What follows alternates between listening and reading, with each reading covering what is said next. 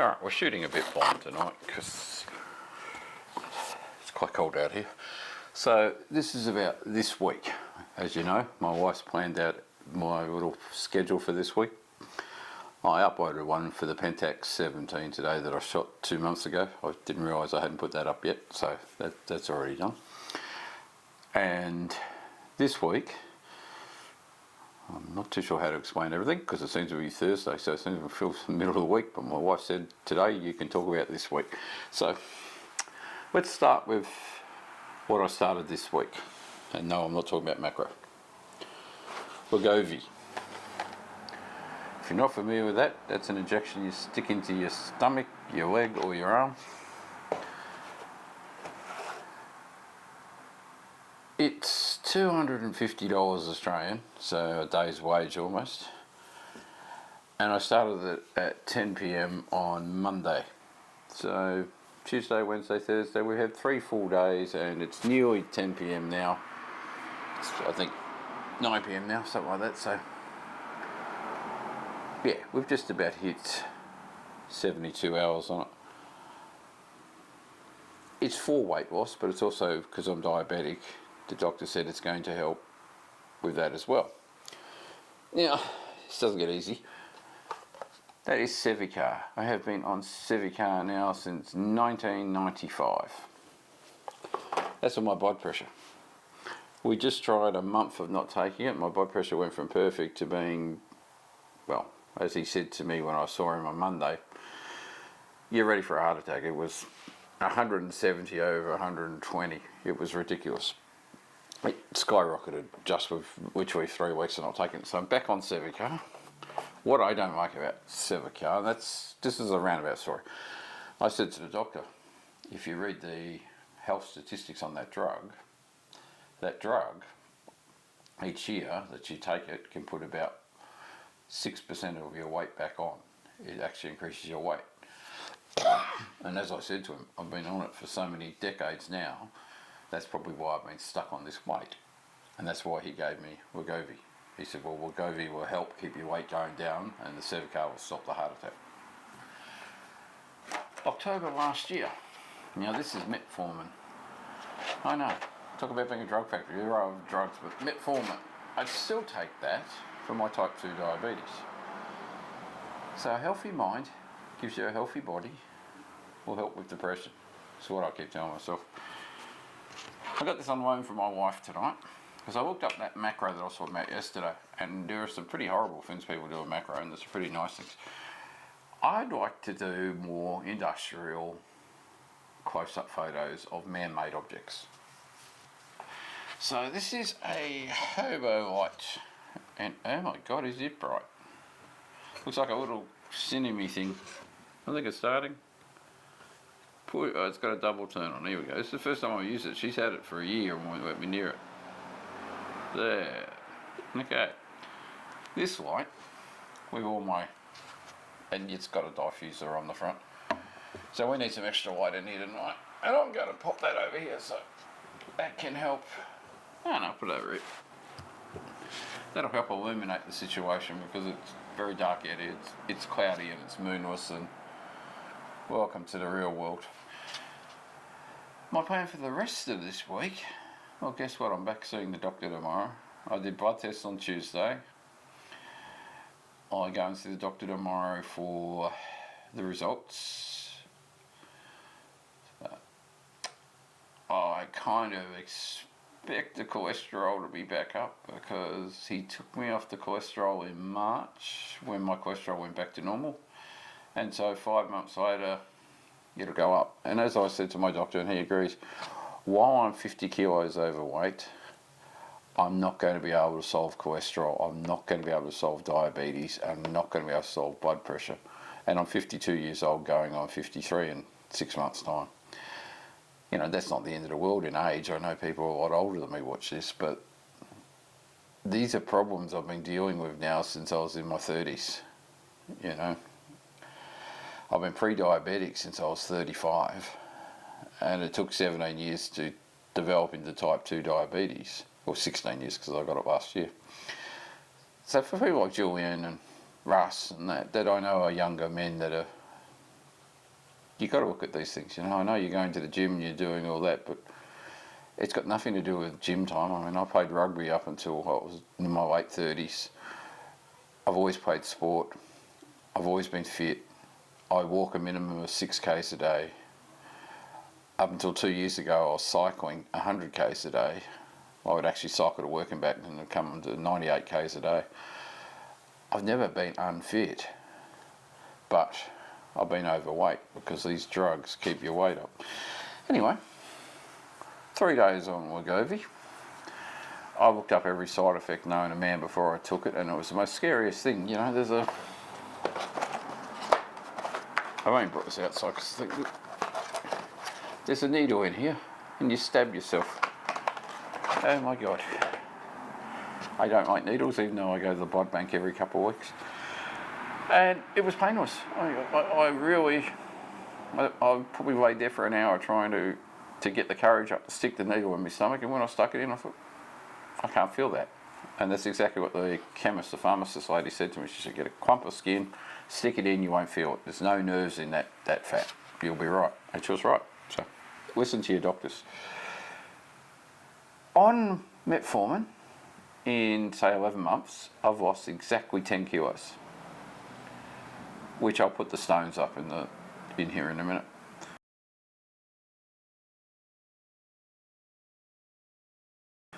I don't have a phone on me, do it?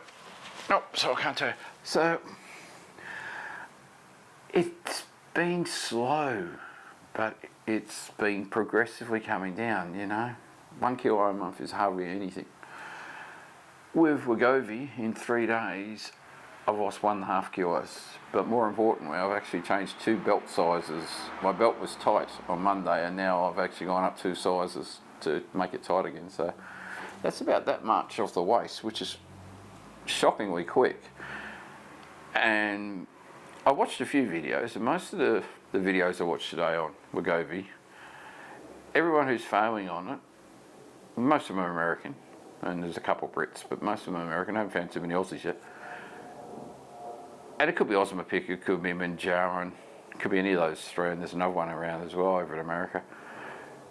They always say on that, oh, we had Easter the other day, we had Thanksgiving the other day, we had Christmas, we had the 4th of July, you know. They name various things, and so we stopped taking it while we celebrated, and then we went back on it. And then 2 weeks later they're whinging, oh, the weight loss is not working right.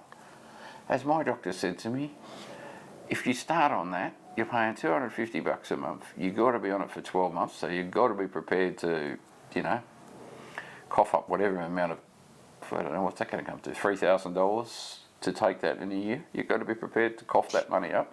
He said, no alcohol. I said, well, I don't drink alcohol. I said, you know, if it's Christmas, there's no fruit cake, there's no fruit pudding. You know, if it's Easter, there's no chocolate, there's no processed food, there's no white bread, no white rice, no pasta. And I said, well, I got rid of white bread, pasta, and white rice when I started on metformin. That was probably the first 6 months of my diabetes drugs where I weaned those off. And I occasionally would have white bread, or I'd have rice as a special, whereas before I was having rice nearly every day, and I'd have bread every day, I'd have a sandwich every day. None of that's healthy, none of that's good for me, so I got rid of that, and that's been the reason why that's slowly getting weight off. With Wegovy, I took it at 10 o'clock at night, didn't eat for the rest of the night, got up the next morning, and I felt like I'd just eaten, you know, a king-size rump steak and 10 hamburgers. I woke up, my gut was absolutely bloatingly full. I felt like I just ate that giant meal, and I hadn't eaten a thing in, you know, 8 hours. And it said that's what it'll do, it'll make you feel full. And you have to force yourself to eat, and you have to force yourself to drink water. And that was the other thing my doctor said to me, you know, check your urine colour, because you're going to get migraines if you don't keep your water up. I drink a lot of water, but for 3 days I haven't felt like eating. For 3 days I haven't felt like having any food. I haven't felt like drinking. I'm having my 3 meals a day, but I'm having almost the same as what I was eating before, really. I've just made sure there's no rice in there anywhere. I made sure there's no white bread in there. You know, we like risotto pasta. I had that the other night. Today my wife had a Subway. She got a foot long and she couldn't eat the last, half a foot. And she said, I can have it. And I said, all right, I better be careful on that because it is, 5 inches of white bread. And I thought, how hard can 5 inches of white bread be, really? And I put some Greek yogurt in it because Greek yogurt is another staple of taking Wegovy. So I put some Greek yogurt in it to try and soften it up.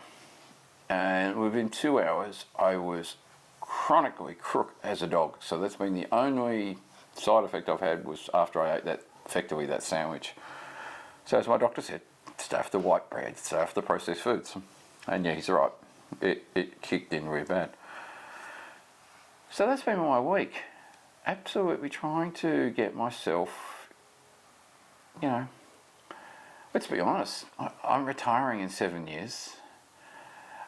I expect to live about 18 more years, Most of my family are gone by the time they're 50, but the ones who've got past 60 are still going in their late 70s. So I might get to 80. I've got one uncle who's just made 80, but he's not well. And the rest are in their late 70s. So with my job, most of the people in my job are dead by 70. It's just an occupational hazard, the amount of crap we've breathed in, especially when I worked on diesel engines, the amount of fumes and asbestos we were exposed to. We don't last until we're 80. So I've got about 18 years left. I have spent the better part of 21 years on a diet, one after another, after another, after another, probably good 21 years. And then when I hit 50, which was 2 years ago, I decided I've had enough of dieting. I want to let my body grow old and not worry about food. But then my weight just went. So the next 12 months, if this Wegovy works and I don't go into financial wreck and ruin, because I can't claim it under our pharmaceutical benefits scheme, which is the other stupid thing. If you're diabetic, you can get Wegovy. But under Australian government law, you must not only have been taking metformin, but you must have tried 2 other diabetic drugs in the last 12 months. And you must be able to provide evidence of that to the chemist. So the doctor can't prescribe it to me for $31 a month, even though I'm diabetic, because I haven't tried every diabetic drug under the sun. I'll find out tomorrow how my blood sugar's going. It was perfect. It was really good in March when I did my last test. I mean, I'd gone from type 2 to borderline pre-diabetic. I was really close to being perfect again.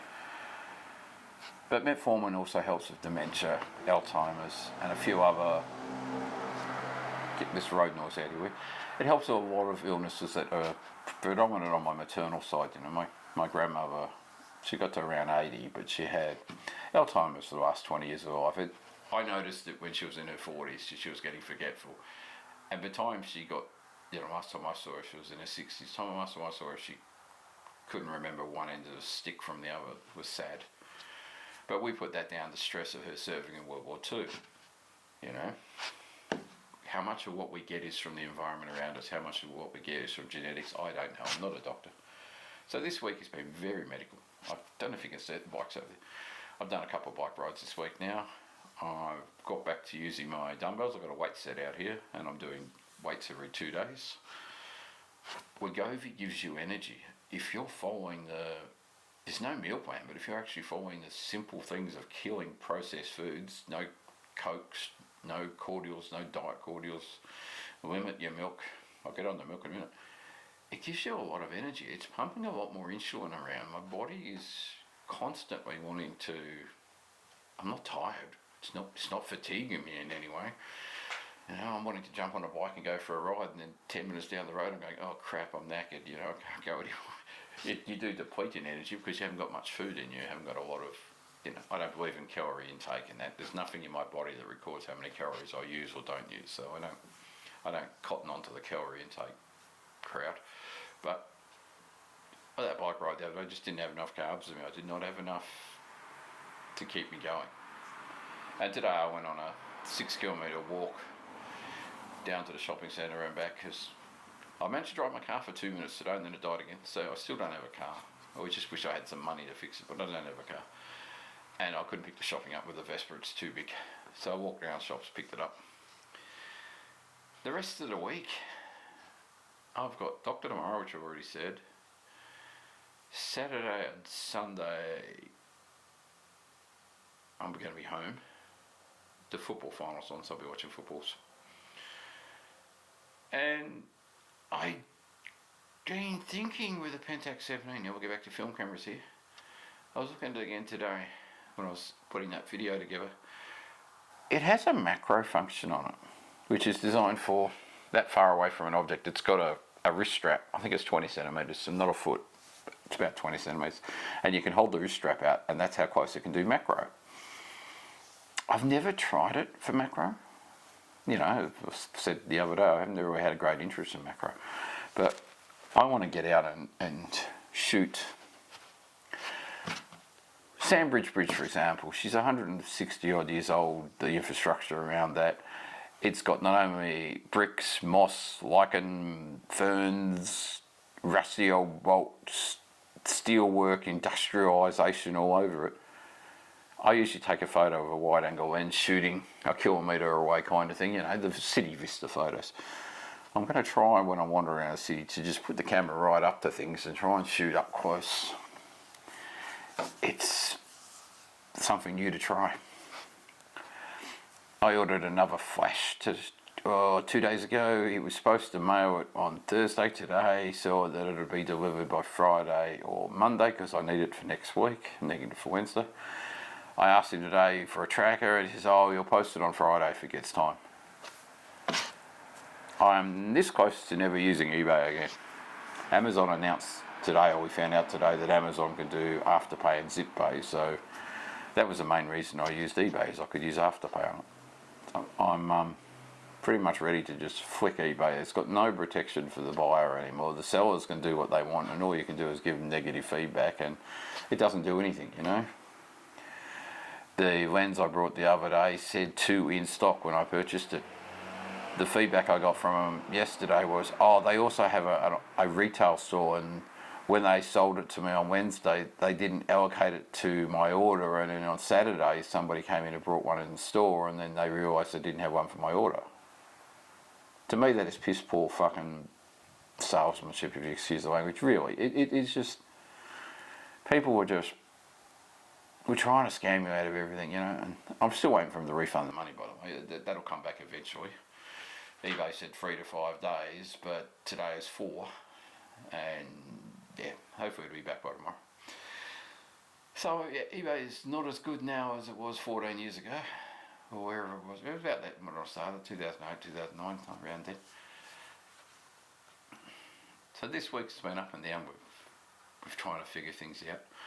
I've been studying empathy. I want to do a vlog post on empathy. Just what I've been studying about it is how you talk to somebody, you know. Someone comes up to you and says their mother has died. In the past, I've gone back and said, yeah, I've gone through that as well. And this mental health course I'm doing, that's actually the wrong approach. And I thought, okay. So I've been doing a bit of study on mental health as well. If somebody tells you their parent has died and you have something similar to them, listen to them, become a listener. Don't actually try and get them to listen to you, because they're the one with the problem. It's good advice. I'll work that into a video that's more than 10 seconds long, but you get the gist of it, you know. If someone has a problem, listen to their problem. Don't try and tell them how your problem is better than their problem. What else have I done? Chad's Garage, I was just watching that. Oh my god. I haven't put a comment on his video yet, but I'll do that in a minute. He's about my age, and he's talking about things we had back in the 80s and 90s, you know, VHS cassettes, beta cassettes, and I always thought Beta was a Sony product. If you know, I haven't Googled it, I'm sick of Googling things. I think Beta was Sony and VHS was everybody else, but we had a VHS player. The Sony one that was at the Retrovision store was just $200 dearer than the VHS. It was, you know, more than a week's wage for my father to buy. And that was 19 85 or 86 that we got that. And then I thought, well, I haven't said this on this thing yet, but what is actually the first VHS cassette that you had? I'm going to ask him that if he can remember.